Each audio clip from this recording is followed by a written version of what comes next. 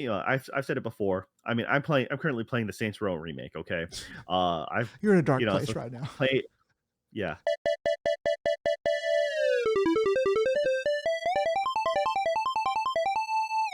Hello and welcome to another Dead Pixel. We're a podcast about video games, anime, entertainment, life, a little bit everything in between. I'm your host as always, Joe, and with me, the gentleman who always thinks Texas first, Nick. How you doing, Nick? Um, yes, I'm doing okay. It kind of slows me down because I literally every thought that I have, Texas has to come at the front of it. So it's not it's like whereas other people would think, what am I going to have for dinner tonight? I think Texas first. What am I going to have for dinner tonight? And then I'm think like a separate thought, like maybe I should go get some Texas first, Texas Roadhouse barbecue, and it's just like you know, I'm a lot smarter At least than it works this. well. I would be a lot smarter than this if I didn't have this burden to carry, but it is the way, it is the way that it is. So at least it's not like a longer state name like Oklahoma or Massachusetts, because then I'd have to think, that state first or, something like that. So it could be worse, but obviously it's not ideal. How are you, Joe? I mean, you got Texas Roadhouse at least, and you got Texas Toast. So good for you. At least it works in your benefit. You can then maybe run your own McDonald's chain and be like, I need the Texas Big Mac. It's just like, or some Texas Freedom Fries, something like that. Some Uh, Texas orange juice, I guess. But yeah. Anyways, things are going good over here. No loyalty to Illinois. It's just a place I live at the current moment. So until I move somewhere else for that moment. Yeah. I I mean, mean, it's something interesting to see someone with pride like you have. if the Lots of pride. if the Bears, Bulls, Sox, or other Bears, Blackhawks.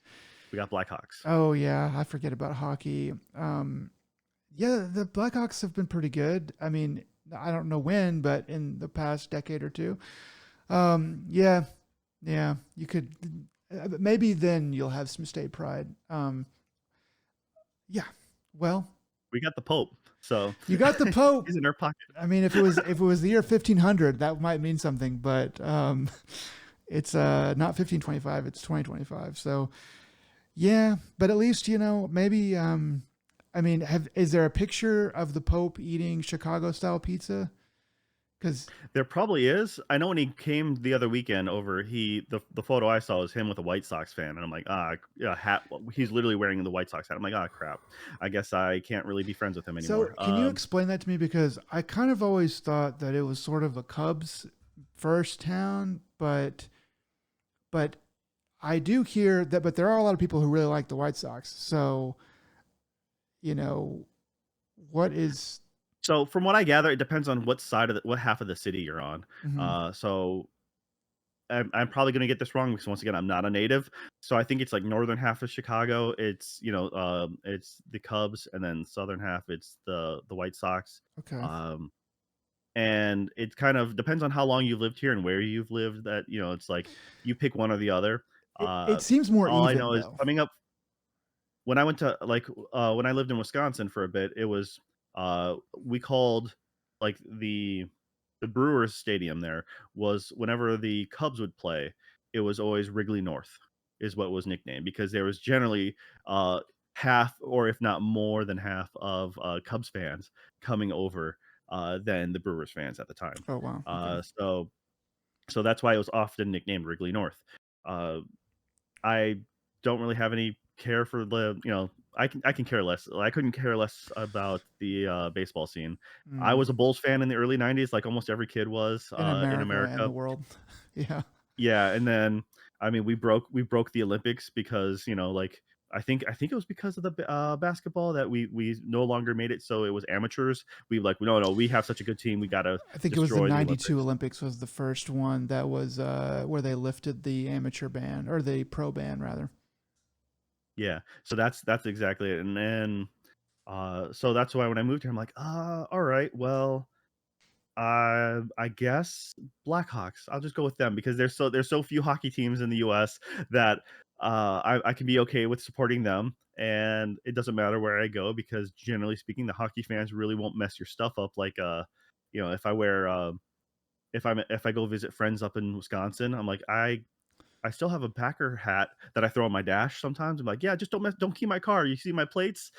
It's like, I'm like, just yeah, don't mess with me, please. Yeah, here's something Packer related. But no, anyways, yeah, things are all right. I mean, summer's here for better or worse. So what is it like? What is it I like? already 65 degrees there now? 60s in the evenings, which is nice. Like Okay. 80s in the day. That's okay. That's So There was a guy that had the audacity. Like I was on a video call the other day, and there was a guy from your neck of the woods who was on there, and he came on. He was like, "Yeah, it's He came on. He was like, "Yeah, it's a hot one today. It's like 84 outside." And me being in Austin and one of the other guys being in New Orleans, we were like, "No, we don't say that it's cold." Here in December or January, whenever you guys are on the phone, you are not going to sit here and say 85 is hot. I will not allow it. It's like 95 right now. It's 85 at night.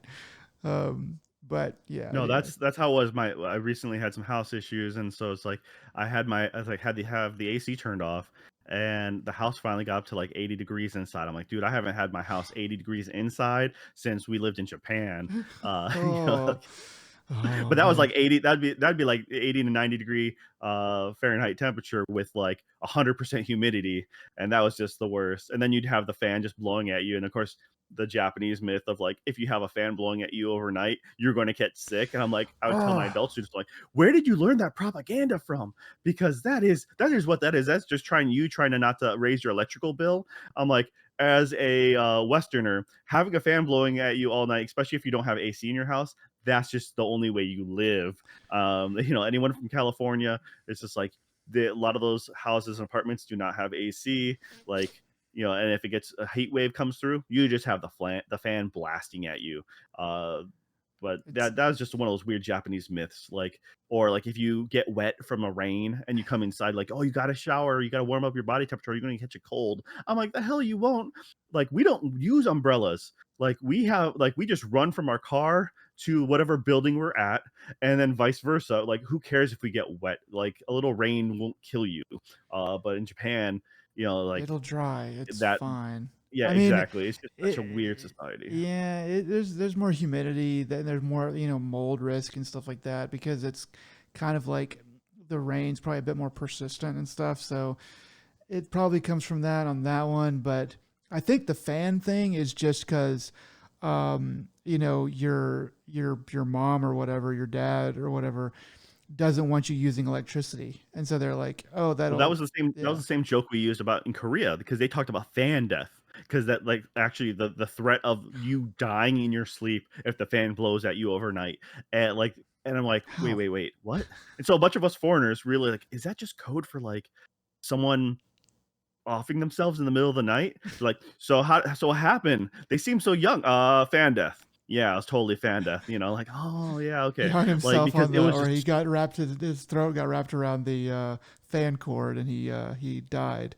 Yeah, right. So, So it was super weird. It's just like that, and I loved it because was it Control from Remedy? They have a whole sub story about the myth of fans killing people. mm, There's you actually could find I think believe you can find the fan later on, but you find a report talking about do not be left alone with the fan in a room because the fan has a will suck out all the air in the room and kill you. Uh, and I'm like, it was just such a weird deep cut for me. Like, wait, they took like this fake rumor thing over that this Asian rumor, and then they made it into a real piece of in-game lore. That's pretty funny. So, let's make it real. Well, speaking of control and their the Federal Bureau of Control, what are we playing this week? Yeah, so we are playing the hotly divisive FBC Firebreak. Remedy is brand new, widely asked for, highly anticipated multiplayer game. Yeah, for their forever game, if you will. Yeah. Yeah. Yeah. Yeah. So you and I got a chance to play this. What was it? The night before last, for a couple hours. And yeah, what did you think? Well, I guess where do you want to start All with right, this? all right. Well, this game is for those who don't know anything about it. Yeah. So this is once again Remedy's game. That's based in the Control universe. So FBC, Federal Bureau of Control.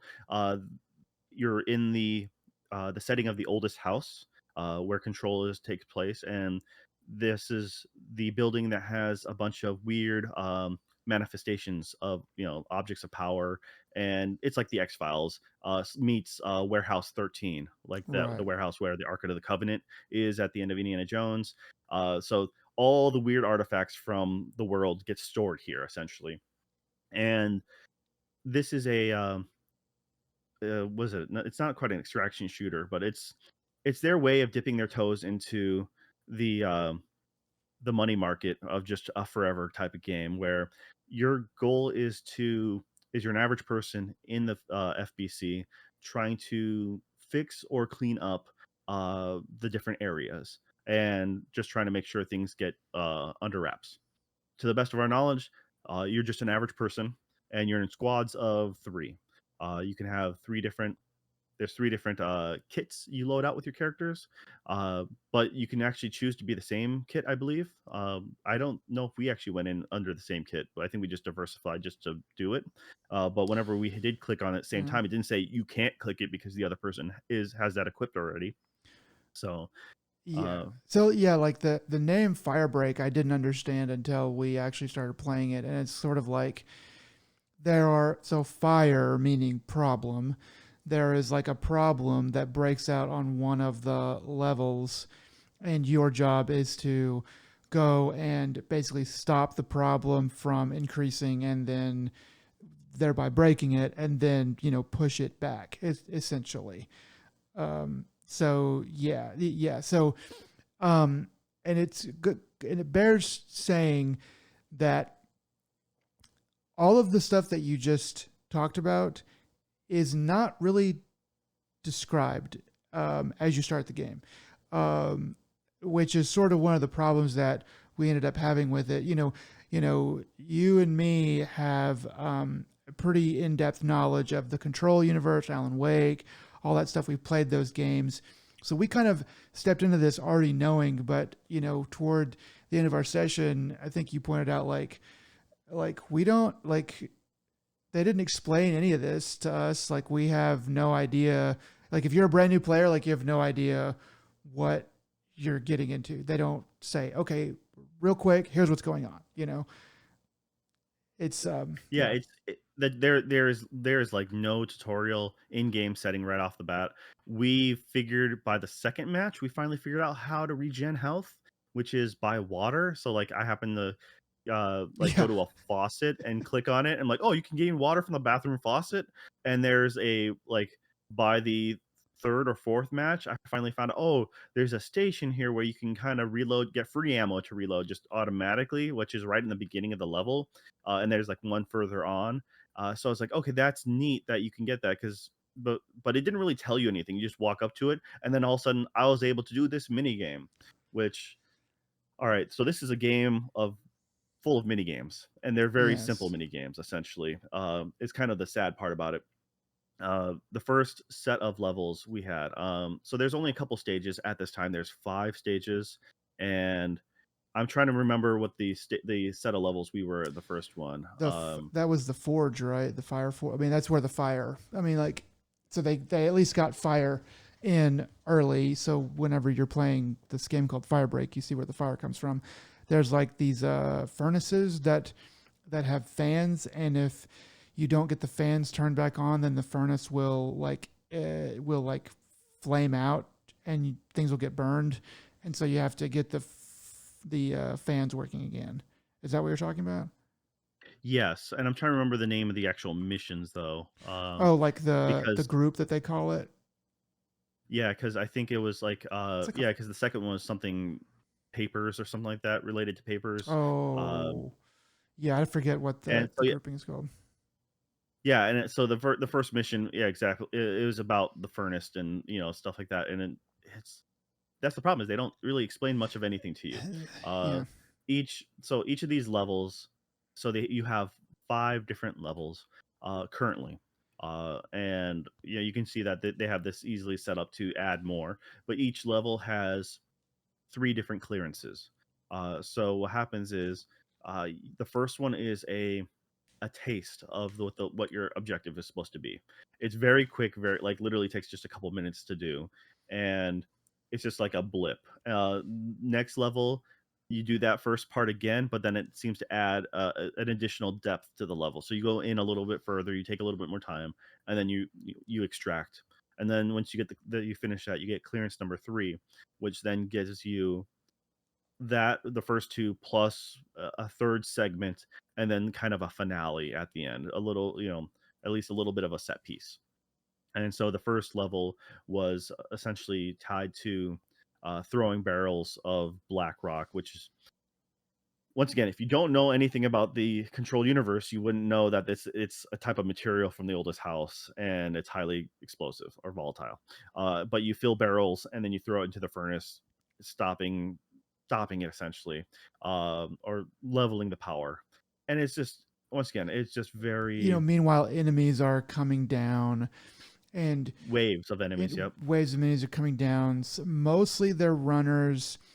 Um, Sometimes that they have guys that are in uniform that are bad, also that are shooting at you, which is sort of like weird.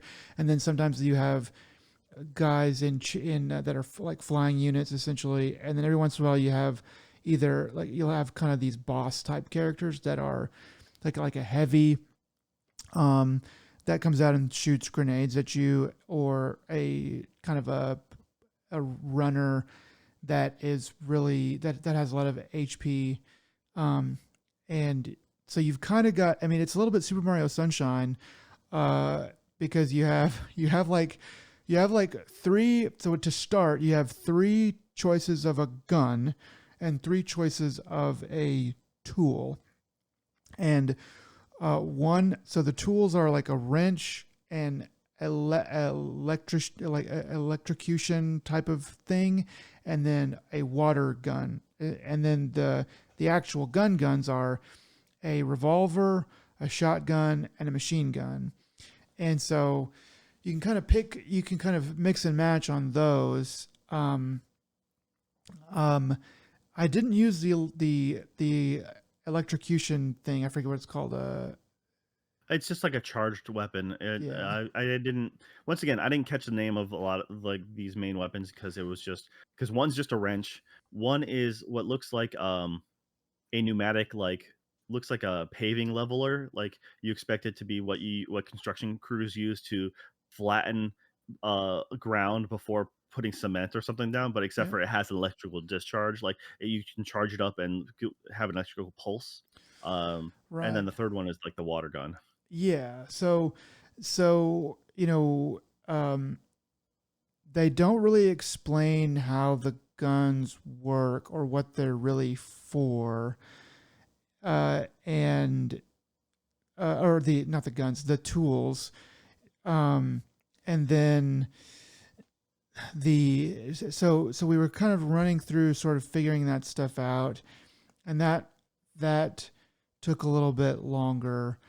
Um, but at the same time, like I kind of just thought that was part of the game, was figuring out how the game worked, because I really was never particularly frustrated. I was like, well, wait, what do I do here? Oh, I need to do this with this thing. And like, how do I do this? Oh, I got it. It was always like, what's the deal? Why isn't it this way? Oh, because it's this. Pretty much at that clip. Um, of course, you're figuring things out too, and kind of explaining to them to me as well. So so it wasn't so bad. But thinking about it, like if I was like a single player, playing with randos online or playing by myself, I mean, it might have gotten really frustrating there for the early parts. Um, it's odd. It's odd. So there's some news that I'll jump into in a second, unless you want to say some more stuff about this. Yeah. So I mean, just real quick. So what we were talking about was that you have three different loadouts or kits they call them. You have the fix kit, you have the jump kit, Hmm. and the splash kit. So some of it doesn't make sense until later on, and some of it does. Like fix kit. Okay, fix kit. You got your tool is a wrench, and that one comes preloaded out with the wrench comes with the revolver, I believe, Right. Yeah. or was that the shotgun? That might have been the shotgun. Yeah. I think you're right. And Actually. then Yeah. the jump kit is the one with the electrokinetic charge impactor. That is what it's called. And it's that one comes with the revolver. And then the last one was the splash kit, which is the tool is as the crank operated uh, fluidic ejector. So yeah, it's a water gun. It shoots water balls, it's Yeah. like so anyways, and then that one comes with the submachine gun. Uh, you know, essentially the weapons as far as the actual firearms go, they feel okay. I mean, the shotgun's double barrel, so you get two shots and then you have to take the time to reload. The submachine gun is has a lot more ammo, but if you don't make the headshots count, then you seem to be reloading a lot. But luckily, the enemies go down pretty quick with headshots, and then the revolver does a decent enough job with stopping power. But once again, you get it feels like you get rushed a little too quickly. So I don't know how if it scales appropriately with 1 to 2 to 3 players. Hmm. Um, because I feel like we just did fine enough. Like it was just the right level of difficulty with the two of us. Once we figured out what our Well, objectives were, yeah. and the Once we kind kind of of knew what we were concept doing. is Yeah. yeah, and the jump kit is what I primarily used, and that was with the electric impactor essentially. But it doesn't tell you like certain like this game is designed at best to play with 3 people, and each person can quickly take care of certain items. There's generators in the first level is called hotfix, and Of course. Yeah. you have to fix fans because the area is just overheating. So you have to get the fans up and running to help cool the area down. And the generators you have, well, certain generators like it takes like they might need a battery. A battery pack might be down, so you have to then charge it. Well, if you happen to have the jump pack, I can just use my tool, kind of one shot it, and instantly fire up um, that charge, and then we'll have to fix the generator. So if you have someone who has the fix kit, they can hit it with the wrench, and then boom, boom, you're done. It's up and running. Move on to the next objective, which is usually a couple of these things, um, and or go into the fan and fix the fan. But if you don't have like we weren't running at the time the fix kit. That means anything that had to be repaired, you had to play a mini game, and all the mini games are the most weak sauce thing I've ever seen. It's a quick time, almost DDR stacking event where it's the L1 R1 buttons, and Yeah. all you do is you see a sequence of L1, L1, R1, R1. It just jumps back and forth, and all you have to do is just time it out, look at it, and just hit the right thing. If you screw up a little bit, you get a little bit of electric damage from or like short circuiting, Yeah. and that's it. But you play this little mini game back and forth. I don't know, a dozen, 2 dozen times. Button presses, and then Y- you've accomplished your goal. You don't like This finish the is their game as much as you just play the game until you are finished, like reload, like it's maxed your reload or something like that. Uh, well, that's yeah. So you Yeah. do whatever it does to fill their meter, Yeah. Yeah. and then the game is complete. But this is their way of, if you're not playing with a full team, that any or at least anyone at any given time can accomplish someone else's Task. Yeah. objective. So Slower, this but way you you can don't do it. Yeah. have to. Yeah. Yeah, it's so if you don't have someone who can instantly charge an item and that something needs to be charged, then anyone else can still do this mini game. And this is how you there's like ammo refilling stations, and this is how you do that is you go there and all of a sudden, but they don't tell you that's the ammo station, or at least if they did, they didn't really make it that relevant because it wasn't until like the fourth mission in that I realized, oh, the station that I went to, this is actually reloading my ammo, and you have to you the length of that game is depending on how much ammo you need to reload. So I ran out of ammo, and I had no way to fighting one of the heavies that you were distracting. So I'm like, maybe this will give me ammo. And I went up to it, did the mini game for what felt like a significant amount of time, got out full of ammo. We took him down real easy, but it was just like, okay, that would have been nice to know really early on. It would have been really great. Yeah. There was like, there's also auto like respawning points, the safe rooms. They don't really explain much. They don't explain that to you until after you go into one, and they're like, "Hey, you can always It's a you can respawn here." I'm like, checkpoint. okay, that's Yeah. yeah. It's once again, that's the problem is there's just a lot of um unknown variables in this, and like I said, each level case has three stages to it. So there's the first mission is hotfix, second one is paper chase, then you got ground control, frequency shift, and freezer duty. Those five are all that's available. They do show a sixth one being blank, uh, but I assume that I doubt it'd be like it could be unlocked after you complete it all. We haven't finished them all yet. um, but honestly, I just think it's their roadmap to leave open, being like, "Hey, we got more coming down the pipeline." Yeah. But anyways, what was the news bit you wanted to mention for this? So, so I guess in summation of what we were talking about, there's a lot that this game leaves to be that needs to be changed with this game. I mean, and Remedy has already come out as of this recording. They've come out a couple days after release, 3 days after release, and saying that they're working on making it better. That they know that they need better onboarding and stuff like that. And it's like, well, any onboarding would be good. And that they need to like increase the power fantasy, like when you start. We kind of did the math, extrapolated. We only played the better part of two of the mission groups out of the five that are available. And, you and I were like, we would be done with this game in maybe 10 hours at most, probably less. We'll be done with it in 5, guaranteed. Yeah. That's like Because there's five most of missions. us, because most of our time was spent figuring out what we were supposed to do. Once we kind of got that down on some of the major pillars down, we kind of were going through it like a hot knife through butter.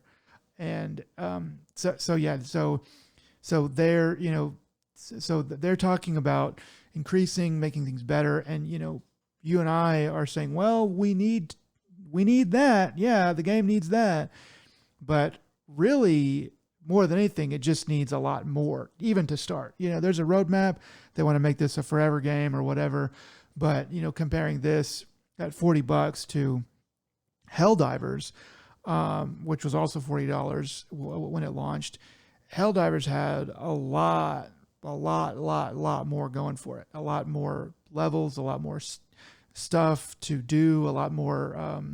That they had just tons and tons of. You had tons and tons of hours to get everything that you would need from the game. Even at launch, and this game doesn't really have that. But Remedy is out there kind of saying, well, we're going to try to keep making it better. But it's hard to imagine a world where this game is really doing well in the 6 months from now, and I would be kind of surprised if it was really still around 6 months from now.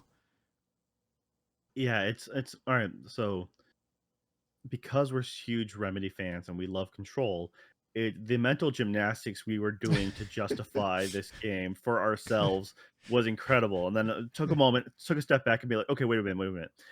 Now, imagine if this wasn't made by Remedy. Mm-hmm. Would we be willing to accept all these flaws? And we're like, no, we wouldn't. We wouldn't have We even were, tried it probably, but even stepping yeah. in, we would be like, this is effing boring or whatever. And so it's a weird hodgepodge of something like them trying to do a Left for Dead Yes. style gameplay with just like the cosmetics and the upgrade system of like Helldivers. So you can kind of upgrade your stuff, but you have to spend so much currency on the different tiers. So you have to get you don't have to get the full set of tier one, like nine. There's 9 items, but you have to spend so much level up points is the best way. I forget what they call them now. It was whatever Oh, the currency was, and yeah. It's yeah, yes. It's like finding it's these this yellow icon currency. Yeah, it's clipboards, and I forget what they called them, but they're like artifacts or something artifacts. Anyway, yeah. and anyways, you spend X amount of currency for level one, then unlocks the level two stuff. Then you have to spend so much to unlock level Yeah. three. Which I did the math, and I'm like, okay, well, if I wanted the first set was like leveling up your three tools, which I'm like, okay, well, what if I only want to main one thing? Well, too bad, you know. And then the second set was one you had to do, which was like the grenade equivalent, and then you got a new like a rifle, a single shot rifle, and you had the revolver upgrade. You can upgrade the revolver to level two, and then the third stuff was a set of cosmetics, helmet, chest pad, and gloves.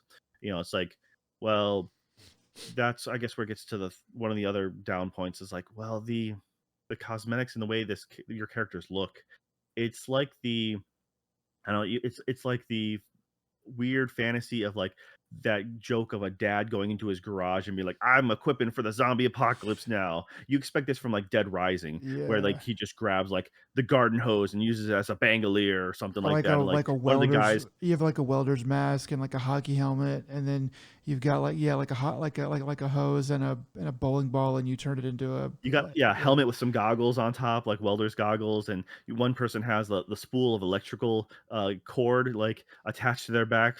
Like It's like we're supposed to be a another person has like, professional like paranormal investigation organization. Why are we sending in guys with you know hockey helmets and pads for protection against the spirits of the underworld? yeah, it's one of those things that like any bit of exposition would have helped. It Something. would like Yeah. and and like even they could do the generic, hey newbie, sucks to be your first day, but like here's your tutorial, right? Like sorry, on the job training, or just hey Gary, man, I hope that head wound you got didn't make you forget everything, and then Yeah. let you go through the tutorial. I Yeah. mean, because it feels like it should have been like, hey, we got three of our guys, up to just three of our guys in whatever situation, all heck broke loose. Just grab what you can get from the supply closet, utility shed, make it work. And that's Something. Yeah. because I don't know, your cart of stuff got blown up or something. I wish they had something to justify the look of this, but it's just like it's a very weird, almost. You mentioned it last night, being like a Fortnite like Hmm. aesthetic, where it's just like let's just do this goofy like garage, hodgepodge mentality, This is and it's fun, just like, right? yeah. So it's fun because it's silly. I'm like, there's never anyone in control that looks like this. That's I guess the problem. Is like most of Yeah. them have like a janitor's outfit or some sort of overalls, very plain looking. Or at least, hey, make it so you're an office worker, the normal suit and tie, work, and then all of a sudden, like you had to grab your stuff, or as you upgrade, but because everything's cosmetic, it doesn't matter Well, anyways. It's not like you're getting armor points for the things you're putting on. So, but it would be at least a little more funny if you're like, I'm upgrading my helmet, and so I'm just grabbing what's available, and that happens to be the welder's mask, or that happens to be a simple like helmet with goggles. So it's just like Well, you know what this something feels is. really off about it. It's an in-house asset flip. It's like an asset flip, where you see some jacko take assets from a good game, and then they just put them in their game, and mechanics from another game, and they just put it in their game, and it's like, oh, we're gonna sell this for $3 or whatever. It's that, but it's just Remedy's own games. And because like what you're talking about, I mean, everything's really expensive, everything costs money, especially in video games and all that stuff. But what you're talking about really wouldn't cost that much in the grand scheme of things.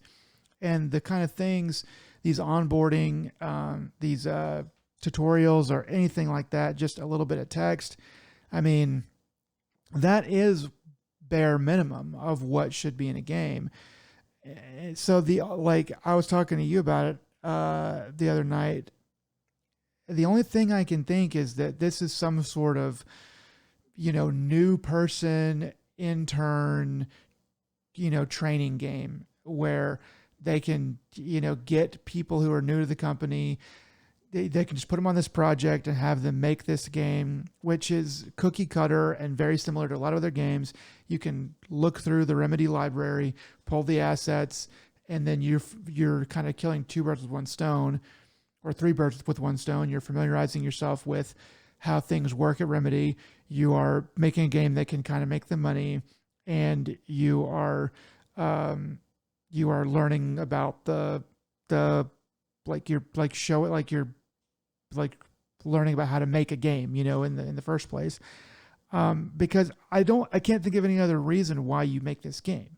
It doesn't really have like like the thing about Remedy games is the writing, the writing for Control, the writing for Alan Wake 1 and 2, and Quantum Leap, was that what it's called?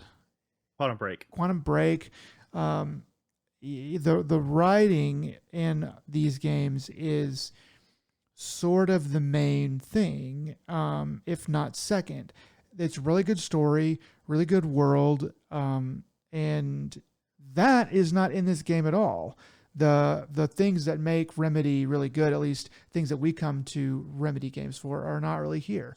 So I can't figure out another reason besides, hey, we can make some money while we train our new people how things work around here.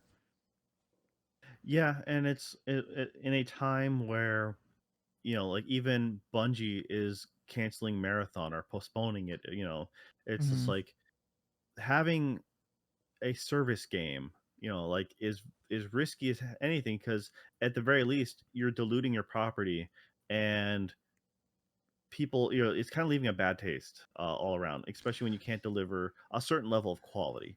Um, as what was it, Back for Blood, Mm-hmm. the Left 4 Dead spiritual successor, that one, that story was kind of middling as well, but at least they gave like, they But tried giving it some it in the was background there. via audio. Yeah. Yeah, it was there, and if sometimes you couldn't hear it because your character wasn't in the right spot, or if you're firing your weapon and it's like, so certain things you may have missed because you weren't necessarily paying the closest attention to, but at least it was there, and you could kind of pick up the gist of it.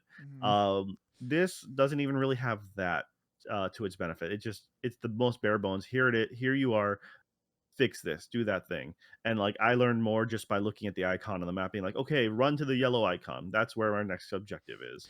Like, and it's like the maps are just, at least that first map was just convoluted enough to be like, all right, I'm not really sure where we're supposed to go, but like, okay, we went the wrong way. Let's double around. And once again, it was just a very But rough first hour, and I can see why they most definitely Remedy needs to fix that hands down, because you're going to lose a lot of people, and after that first hour people are going to be like, well, if they can get a refund, they're going to get a refund. yeah. Luckily for most, I think most people are playing this via PlayStation Plus or Game Pass subscription, because you have to be a Game Pass Ultimate or Game Pass PC user and you can get access to this, or PlayStation Plus Extra or Premium. The basic, unfortunately, you don't get it, Yeah. but Premium and Extras you do. The $40 price tag is pretty absurd. I know, and it's like you want to make some money off of it or whatever, but that's probably the most egregious thing. If this was free to play, I would give even more benefit of the doubt. I'd be like, okay, you're trying, I didn't pay anything. I don't have to pay anything. Nobody has to pay anything, but people are paying. I mean, some people are paying money for this. Yeah, I mean, if you're getting this on Steam and you're a new player, you paid $40, you're getting 25, 28 minutes in and you're like, I'm looking for the door, I'm turning this back in. And if you're on PlayStation, well, that sucks because you're kind of out of luck if it's not, and because nothing is, so because nothing is really, nothing is specifically broken, which will lead me into the good things that I have to say about this game. It, playing it for as long as we did, I don't remember anything where I was like, this is broken. This is actually bad. There's like an opinion bad and then there's actually bad. And I didn't see anything that was literally like, you cannot do that. So that's one good thing. The other good thing is that kind of the idea of like the like wombo combo type stuff where the second batch of missions they kind of gave us the idea of like, hey, if one of you has electricity and one of you has water, well, water conducts electricity. So if you throw water on the enemies first, you can do a lot more damage to them if you electrocute them after. And I was like, oh, okay. So there's potential for that as well with these like non-traditional weapons or these tools being used as non-traditional weapons that could actually be pretty cool if the game can progress and if they can kind of make it a fun, cool way to show you how to use it so that you are actually working as a team and it doesn't need to be like it doesn't where it doesn't you can't really do it single player or you have more fun as a team. um The other part of this, I forgot. It's like, yeah. So we mentioned how it's the gameplay is, what it's reminiscent of. But the other thing, the last game that it reminds me of is that like the visceral cleanup, the janitor game. Viscera Um, cleanup detail from was it Shadow Warrior or uh, something? yeah, yeah. It's like at least they had the tie-in with that Shadow Warriors. Yeah, Anyways, because with the first game, you're just the first mission, hotfix. You're fixing generators, trying to get the fans back running, and then you fix the furnace, which there's not really much to. And then paper chase is mission number two. That one, you're cleaning up sticky notes, and which if you haven't played Control, it doesn't make any sense, but there is a link to Control about that. And but anyway, so there's just post-it notes everywhere, and you're supposed to just execute these post-it notes, and if you get too much of them, they start to attach themselves to you, doing damage. Uh and it just happened to be that you had uh the splash kit and I had the jump kit. yeah, So you had the water gun and I had the electric gun, or tools. And so you got it wet, and then I was able to fry large chunks of post-it notes or sticky notes with that. And I'm like, okay, so this is the combination. And then we realized, okay, when you splash enemies, because I noticed that the previous during hotfix, because there's fire in that one, but if you happen to get an enemy wet, there's like a circle icon, but it didn't really explain what that meant. And yeah, so if they have that wet icon next to them, that means as it's before it goes away, you can do extra stun damage to them apparently. And then that explains a little bit more because later on you get bullets that can do certain effects. And so right. like one of them bullets can maybe do a wet effect, black rock, electricity. Like that makes sense. I'm like, okay, none of that is explained, like, or at least it's not explained very well at all. And so it's kind of an affront in that sense. But the gameplay, yeah, I agree with you. It ran smooth. There wasn't anything like janky really about it. It all played, as far as shooting goes, just okay. It wasn't anything exceptional, but it wasn't anything terrible. It's just like, and I think this game is passable for like if you just need something to play in the background. Uh, it's like it's not Okay, yeah, offensively bad, but it's like it's one of those things that I had an okay time, but at the same time, I was also venting my frustration with a friend, and I was able to play with by playing with you, I was able to be like, I've said it before. I mean, I'm currently playing the Saints Row remake. Okay, I've you're in a dark so place right now. play yeah. I told you like I probably am having more fun with Saints Row right now than I am with this. Um but the thing is it's they're games that if you play with friends, you generally get a better time. That's how Kane and Lynch is meant to be played. It's not meant to be played by yourself. And Yeah, that's a terrible game, but playing it with somebody. So, that's the thing is a mediocre game with a friend at least makes it more enjoyable. And that's what this is at best, it's just mediocre, in my opinion. yeah, yeah. There's a lot of room for good ideas here. There's a lot of like, I think the power fantasy comment that they made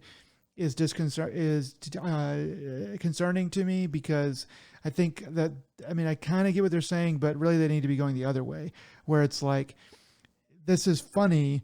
This, you're a plucky, kind of group of losers, and it should be like you're cleaning up after Jessie after she's gone through and like dealt with a bunch of like bigger control problems. You're cleaning up after an Alan Wake event or something like that, and then you go on from there and you make up new ones, and it's like, oh, something else happened or something else happened, and that would be, it's like, well, we're always the ones having to clean up for the superheroes. Um, there's plenty of haha moments that could be had with that if they wanted to do it. The last thing I'll say that, that was good about the game, I guess, is that for all of its faults, it wasn't. I said it wasn't really broken or anything.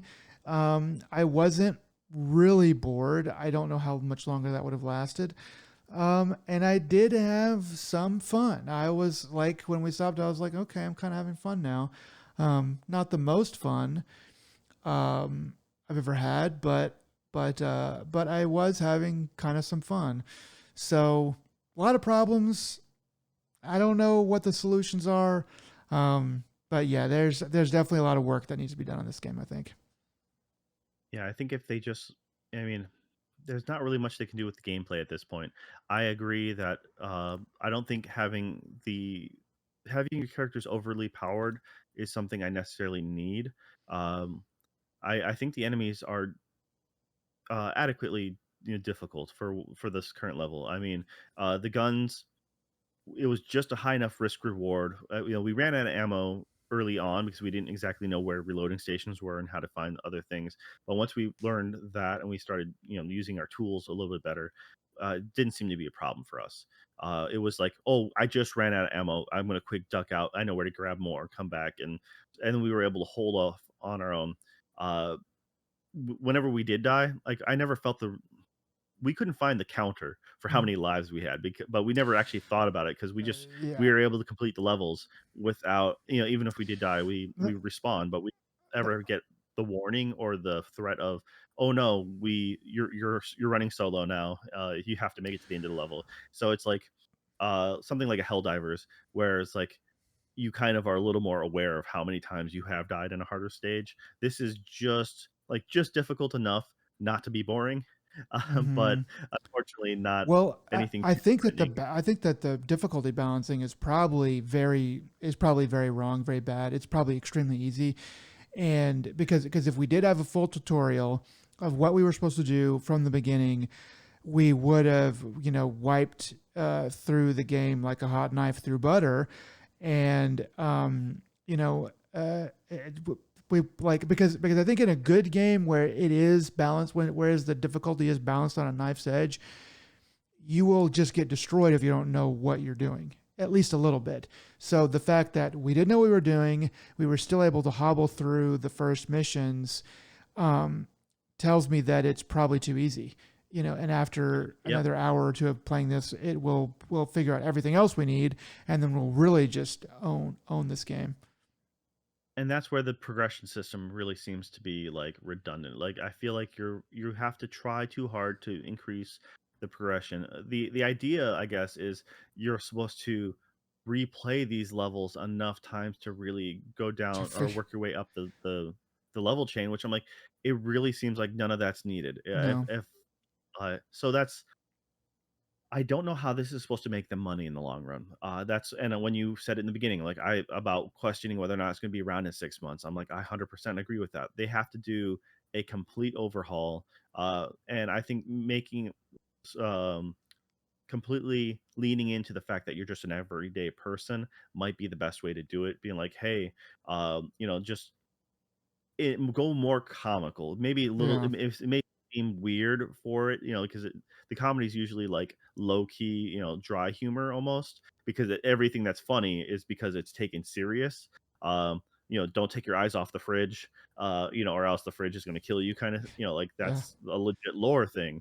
Um, and at the same time, just be like, if you were to do a cutscene or something like, I could see it completely being more of a comedy scene. Like you go in with a big squad, and all of a sudden you're being taken out by, like I said, like a rubber duck or something like that. Like Yeah. something stupid. You can see stuff like that making a more of a dry humor impact. But like the thing is, you got to play it straight, Yeah. and not play it too wacky.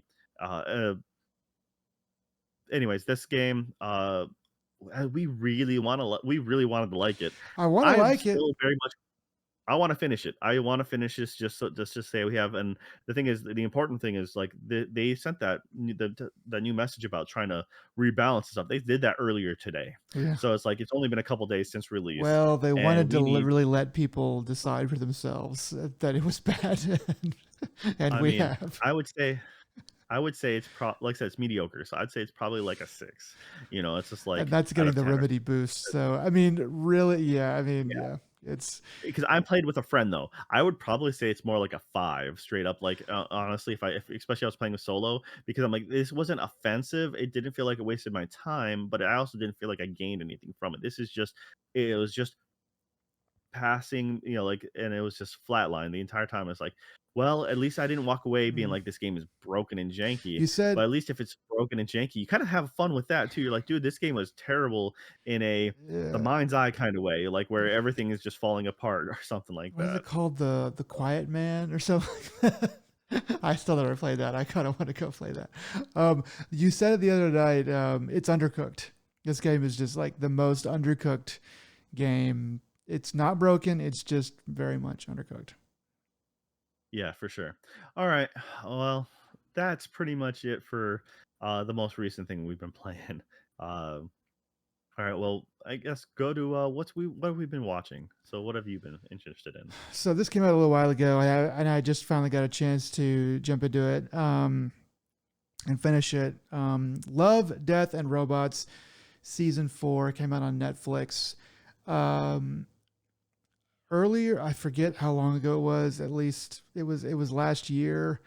Um, it must have been around like the holidays or maybe Halloween or something. Uh, they had the same studio had a show called Secret Level, which was basically the same thing, but just had a lot more like video game tie-ins. Well, this is kind of their first love, essentially, no pun intended. But Love, Death, and Robots is a bunch of it's small studios that do CG and or 2D kind of mini episodes that don't have anything to do with each other. They've had 3 seasons prior to this. If you're just jumping in and you've never watched anything and this at all is up your alley, you're in for a treat. Because if you could like come in and watch Love, Death, and Robots from the beginning, and Secret Level, I mean, there's a ton there, and there's a lot of really good episodes that are sprinkled throughout. This season 4, it's definitely the weakest season of Love, Death, and Robots. I don't think any of the episodes are outright bad, um, but they're all just kind of like, okay, all right. The stories themselves are not particularly new or interesting, and or really surprising. There's probably 1 or 2 episodes in it. I think like I forget his name, but how what's his name finds religion or something like that. I forget the guy's name, Tim or something like that. That one's pretty good. The cat one, I didn't really love the way that it looked, but it was kind of funny. And there's a couple others that are all right, but overall, not the strongest season. I did like a lot of that was in Secret Level, so I kind of wonder if they really put their best foot forward in Secret Level, and that Love, Death, and Robots is sort of just getting what was left over or somehow scheduled to come out at this time. I kind of would have rather more of the Love, Death, and Robots stuff to bake a little longer and come out a little later. It is what it is. Not terrible, not bad, but definitely one of the weaker ones that I've seen so far. So that's kind of disappointing, but I think there's probably going to be more secret level, and there's this studio in general seems to be doing, or these creators in general seem to be doing pretty well. So probably going to see more in the future, hopefully. No, anyway, that's all I got to say about that one. All right. The other thing that I watched, Want to go ahead and talk? Yeah, I was gonna say. Yeah, I wasn't sure if you're talking about this time. Porco Rosso. I was thinking about it the other day, and I was like, "There's still some Miyazaki movies that I have not seen, and I need to get on that." So I watched Porco Rosso. For the longest time, I did not want to watch this one. I don't know why. I was like, it's about a stupid pig that flies a plane, and I was just like, I don't really, But I was finally like, okay, I'll bite the bullet and I'll watch it. I have seen a lot of YouTube videos. I have seen the thumbnails for a lot of YouTube videos on this movie, and I have seen this movie referenced a lot in other YouTube videos, where they kind of praise it and they say, this is good and this is good about it. And so I was kind of like, well, there's something to this movie, and it is Miyazaki, so it can't be, it can't be too bad, at least in terms of animation.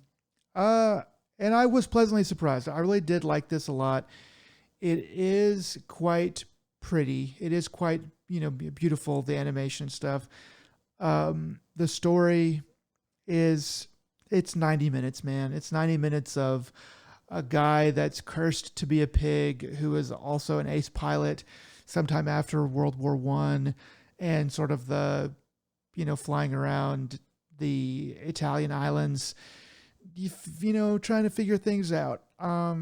There's some deeper things going on here that I will leave other people to kind of pick at. Some interesting lines about, there's a part where he says all middle-aged men are pigs, and then there's a couple other things about being a pig and stuff like that. And I'm like, okay, I kind of see there's a little bit more under the hood here. But I will say that, it's a good time, not a great time in terms of story and stuff like that. The last thing I'll say is that the end of the movie, I'm gonna try not to spoil anything. Spoiler. Okay, just Spoilers. making sure. Spoilers. I gave a long pause for you to rip the headphones out, or dive across the room to the remote. The end, there needs to be literally like one more scene, half a scene, like maybe 10 or 15 more frames. I'm not even kidding.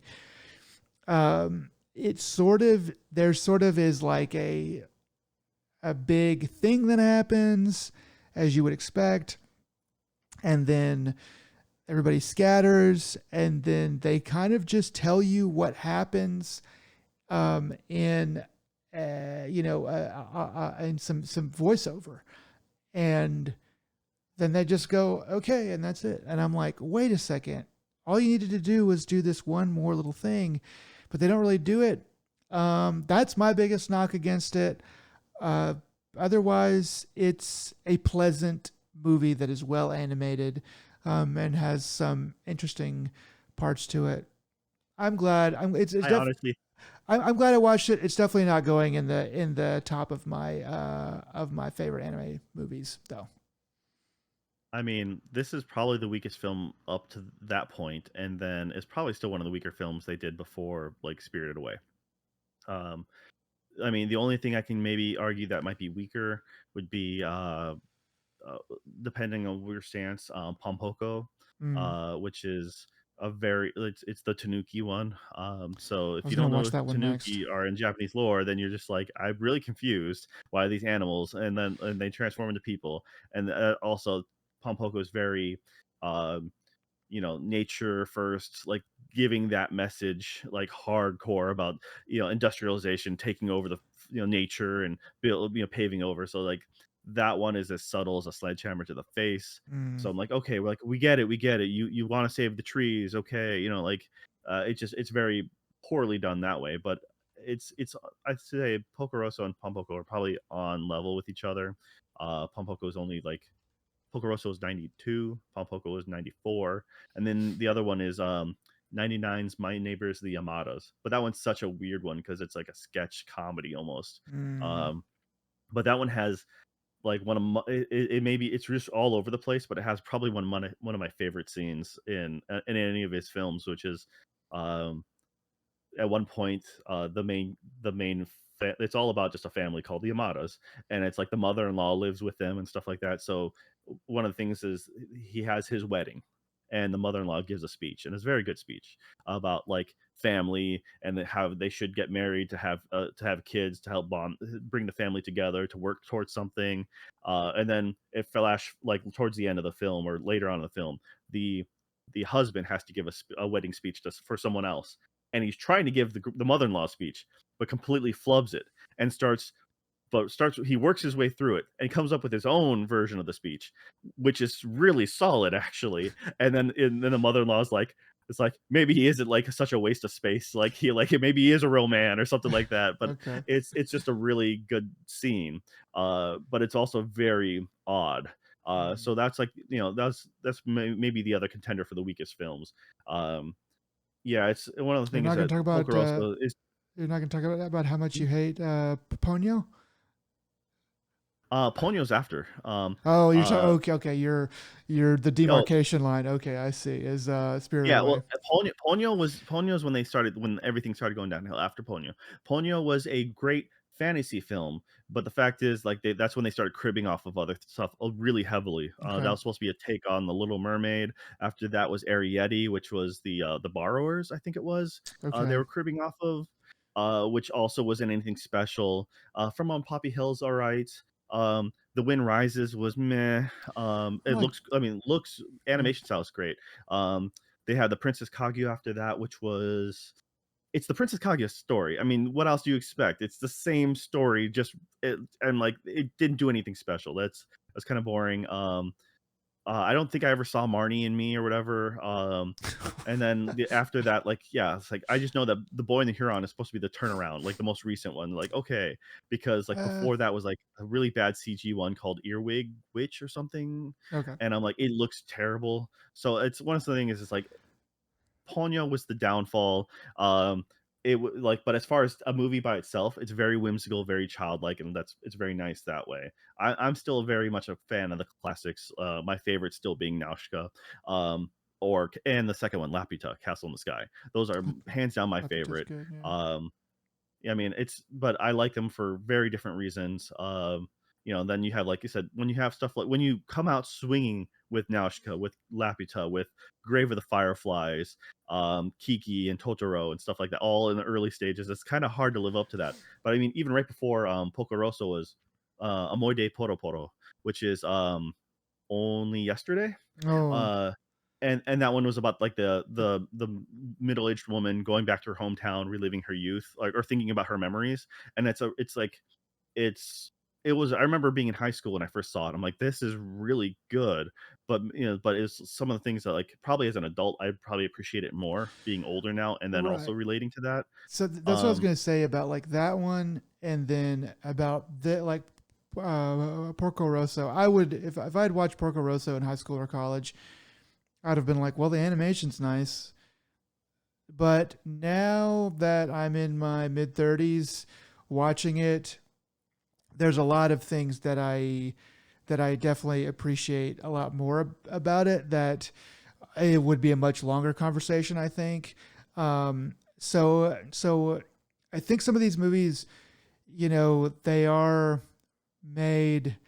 I don't know how old Miyazaki was when he made this, but he's pretty old now. So it stands to reason he might have been, middle aged or whatever. I'm just kind of I'm just thinking that a lot of these movies are they're sort of off the cuff as much as you can be off the cuff in animation.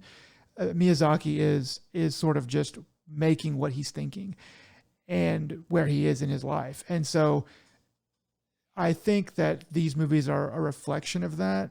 And so watching them again, maybe, as you get older and older, is is going to help with like appreciating them a bit more. Maybe I don't know. Well, it's based off a manga, Porco Rosso. So, um, I'm not sure if it's originally his. I mean, like I said, the Yeah, quality, the style, the way they produce it. It's like I understand. It's and then like he does a hopefully, lot of stuff off of books and stuff, but I think he puts his own. He kind of chooses the material too.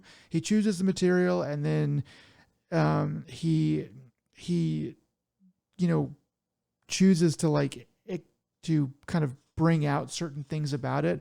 Like The Wind Rises is about not him, but a lot of it is still sort of about seemingly about like Miyazaki wanting to retire and kind of his life's work and stuff like that. So there's parallels. It's not exact, but I'm just saying I there's mean, as I get older, I'm starting to see more stuff in these that I wouldn't have appreciated when I was younger.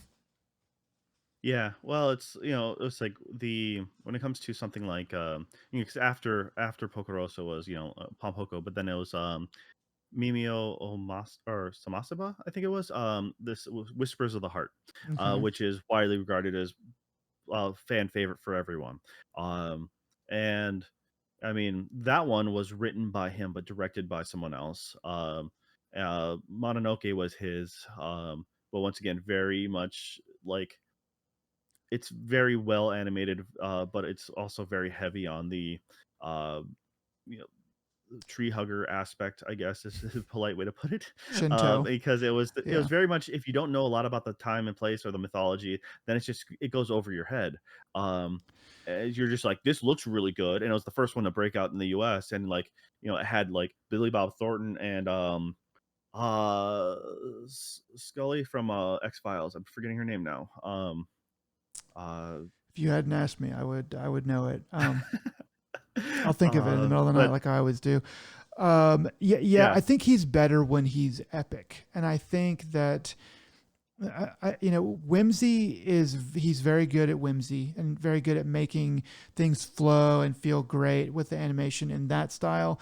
But it's like if you can add a little bit of that epic, with like you have in Nausicaa or in Princess Mononoke, and in Spirited Away, just a little bit. Um, that's when he really shines. Is when you mix that sort of epic fantasy with whimsy. Um, oh, actually, I should say no. Probably the most widely hated one was Tales of Earthsea. Apparently, a lot of people hate that one. I never okay, got around to I watching it. see. I haven't seen that one. That was going to be. I was going to start trying to watch them in chronological order. So it was going to be Pompoko next, and then I think Tale of Earthsea came out in like what '06 or something like that. So it might be a minute before I get to Yeah, that one. but no, it's anyways, yeah, I've no, Porco Rosso was never bad, but it was never like high on my list of good one. It was just like it's there. It's and like I said, it's 90 minutes. So yeah, that's what it got And going it's for. like literally like exactly like someone was going to cut them off if they went any It was longer. 92, okay? Yeah, So in back in the early 90s, everything was all at live action movies were 90 minutes. It was especially crazy animation. because Yeah. you know well, just live action movies were always 90 minutes too. Always, Yeah. it fit on TV better that way. Yeah. 2 hours. With Back when you had commercials, yeah. commercials, TV, yeah, yeah. But anyways, all right. Well, I'm glad you got around to seeing that one. You're working your way through the catalog. It's great. I stopped. Once again, at one point I was collecting them all. And then I realized I'm like, oh wait, these are all on DVD, and now I have to upgrade. No, I'm just done. They're Digital. That's the way to own them. then Uh, Blu-ray. but yeah.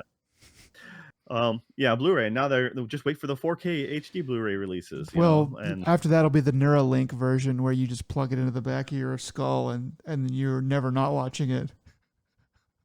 so I, on the other hand, got around to watching the third Sonic movie.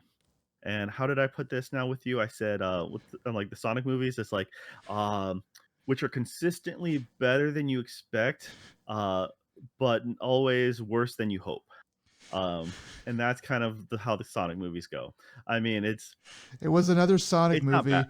That's yeah, this is what you said. It was another Sonic movie which are consistently better than you think, but always worse than you hope. Yeah, and I laughed at that.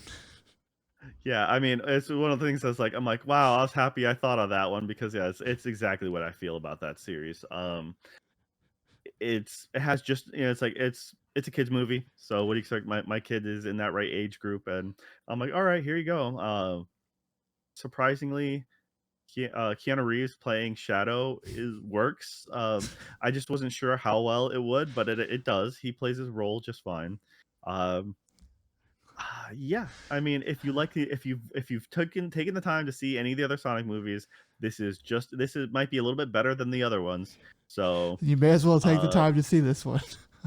yeah, if you enjoyed the others, you will enjoy this. And like I said, I did not have the worst of times. But is no Hamlet, that's for damn sure. But no, it's fine. So uh, I that's it, man. I mean, it's my kid liked it enough. And I'm trying. The only thing is like, where did Shadow get a motorcycle his size? That's all I'm curious that's about because he drives away on the and for one scene he's on the motorcycle, he's doing the thing. I'm like, we're like, that appeared out of nowhere, and he's child height, but that is a grown up looking motorcycle. That's not like a little kid's. I'm like, okay. So you and can then explain the he drives it up a clothes, top. but He drives it up Tokyo Skytree and just lets it go careening, and then we never see it again. I'm like, some poor bystander just got crushed with this bike that fell, like But that's off that the should scene, be the like after credit scene is like the bike coming down. yeah, just straight up murderer. But yeah. Anyways, it's like I said, it's one of those movies. Which hey, it's honestly I enjoyed it better than the Mario movie. So I there's couldn't that. get through that. I see. I got about like 5 minutes into that Mario movie, and I was like, "This is too childish for me." It's just, Yes. yeah, All right. Well, let's get to the remainder of the news. We already covered parts of it already, so yeah. There's not there's much not much else left. anyway. It's a good week to talk about other stuff, but there is some things on the news. Most notably to me, Marathon Wisely. This is me editorializing. Uh, has been delayed indefinitely after negative fan feedback. The original release was slated for September 23rd of this year. I hadn't realized that. Back whenever the one of the trailers was coming out, I was like, okay, that doesn't look amazing. But for some reason, it just didn't really. I just didn't really think about. I probably knew at the time, but I, for some reason, in my head canon was thinking it would be like next year, and I was like, well, they have time to improve or whatever. Yeah, coming out September with this much negative feedback because they did release an alpha and people were not happy about it. Yeah, they need more time to let it bake. I think that it's smart. It looks cool. I mean, or the visual aspects of it do look kind of cool, but they are saying one of the main things people are complaining about was the visual fidelity. We're going to go work on the visual fidelity, which is code for we're going to go make it look better in game. So, yeah. Yeah, I kind of mentioned, like I said, I accidentally mentioned a little bit of it when we were talking about FBC Firebreak. But this day and age, coming out with you know any of these kind of games, it's a rough rough place to be. You're we live service games are suffering all around. You have to really make yourself unique, and it's just really hard to do. I think we're just all burnt out with it. Well, You know, I think until you Bungie. come out with something really good. I mean, Bungie might be the only people that can get away with it because of their shooting mechanics.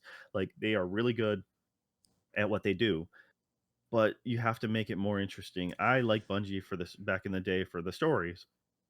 Halo was good. A lot of people that I know that play Destiny, they thought it was a good enough lore with a solid shooting mechanics. I'm like, okay, great. Um, what Bungie is now, I really can't say. I mean, I feel like Bungie, the way that Sega figured out that they were just not cut out to be in the console wars, and so they downgraded to just being a publisher or whatever and developer. I feel like Bungie is really not good enough to be just out on their own, free agent developer. They really probably need to not necessarily go back to Xbox, I think they need to. I think that they need to let themselves be bought by Sony and and Sony to come in and just say, "Hey, we have good writers, we have good storytellers. You guys just work on the shooting. Will shooting and maybe some of the cool like weird stuff that you guys do, and we'll work on the writing, and it'll be a really good team." Um, that You do know that they were bought out by Sony, right? Like they really? I thought that they were still on their own.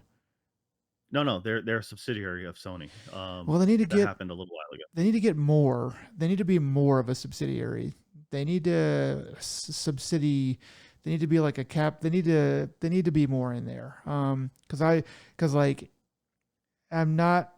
I don't think it's come to fruition yet or whatever. Um, that they need to be more a beholden, I guess, or something like that. I don't know. Yeah, it was back in 2022. Sony. Was this when Call of Duty, when all of the whenever Xbox was buying Activision and stuff? I think that was roughly around the same time because then Sony is like, well, we can make a big acquisition too, and I think that was See, kind I of thought that the was the gist. threat, but that didn't Um, actually happen. Okay, all right, because okay, but well, um, but anyways, I'm curious if this is also possibly from it could also be like a from above, like, hey, we need you to make something better instead of coming out with something mediocre and hurting. so maybe this is that acquisition working. Maybe the fact that they're pausing is it working, and it would just come out to die if that wasn't there. That's certainly possible. Anyway, so it's been delayed indefinitely, so it'll probably be a while, maybe not, before we hear about it again. All right, what's next? Besides that, 2,500 Switch 2s got stolen from a freight truck. I think they said it was like a million. I don't know. 2,500 times 450. Anyway, I read that it was like $1 million in value. Just kind of a funny, not funny, but a weird story um, that that happened. And yeah, so people are stealing switches from trucks. So if you can't buy one, blame these people. So I'm wondering if they can track them down via serial number, because I remember like there was a thing a while back where a bunch of cell phones, I think during looting maybe, but like got Apple phones got stolen, and Oh, then Apple sent signals to them to start alarms to go off, like to like return them to the store, and people were getting like arrested because they were able to like track them down for GPS and such, if I remember correctly. So I wonder if you could be like, well, the moment you sign in or trying to do anything, they're like, "Oh yeah, this is one of them. We can brick your system from here." You yeah, know. we can remote nullify that. I mean, that would suck to like. I mean, to buy a street phone, I guess you kind of probably know that you're buying something illegal. I don't know. There's probably I a way mean, that you with, wouldn't with on eBay. marketplace being what it is, or like eBay or something like that, unless if they're showing a stack of them, like people sometimes like to do, be like, here is a stack of my like my pallet's worth of item, Yeah, and I'm selling you one of the said pallet. You're like, oh, that if you have a pallet, you're not that can't be legal.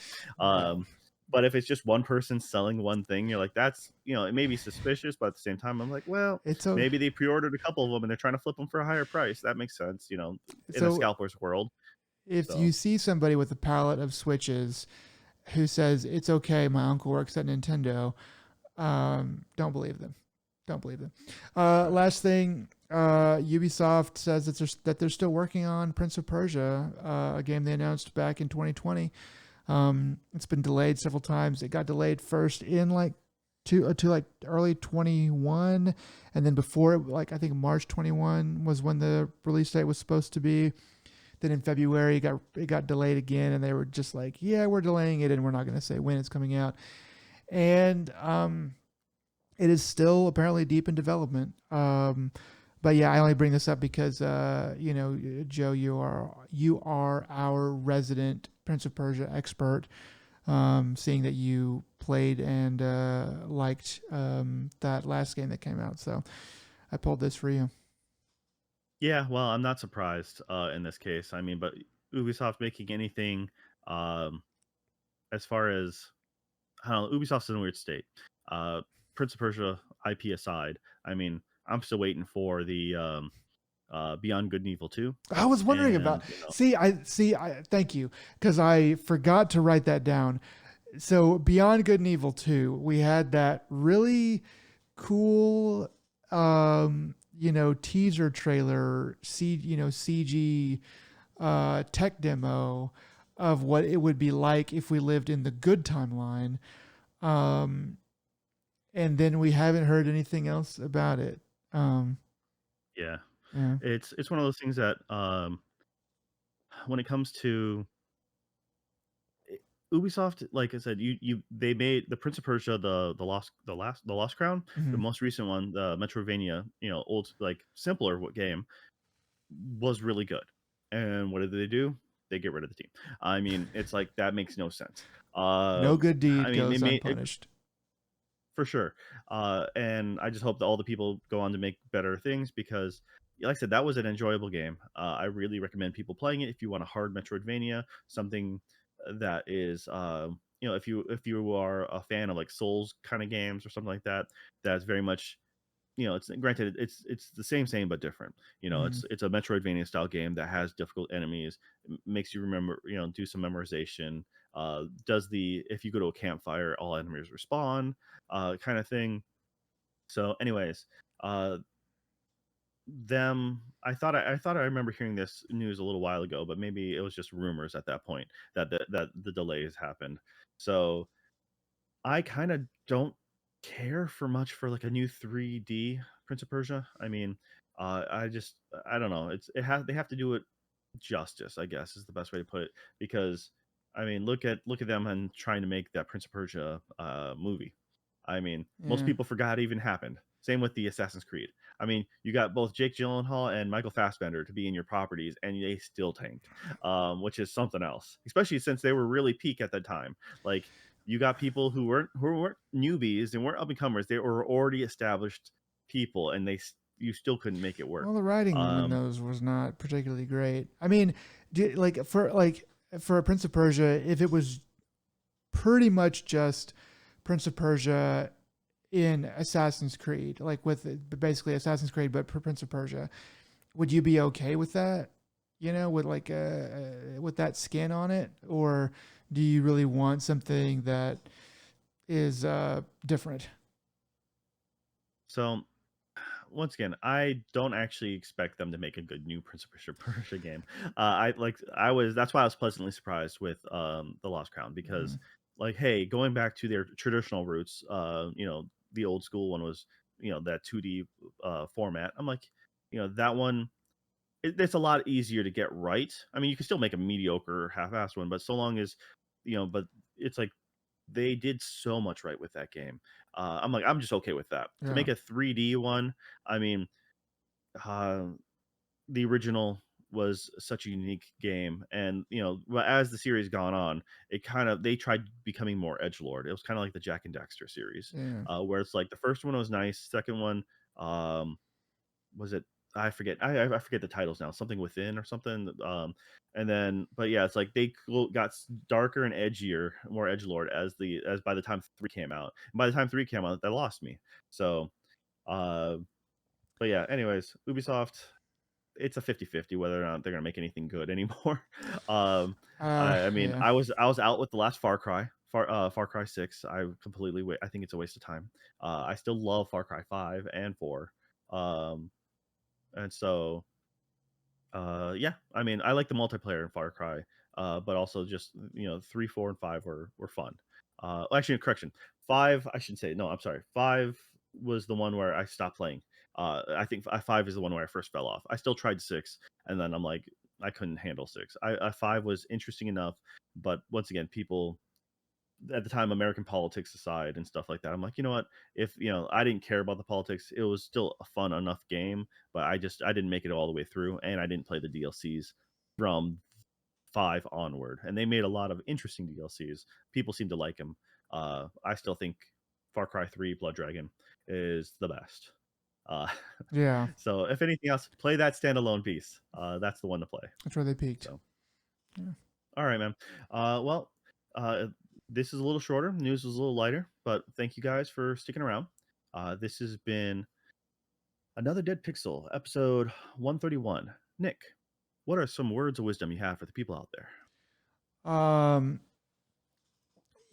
when you're making Mongolian beef, you want to make sure that you use that you have plenty of baking soda and not baking soda, cornstarch, some baking soda. But you also want to make sure that you have both light and dark soy sauce. Okay. Um, and just remember, a man who never eats a pork bun is never a real man.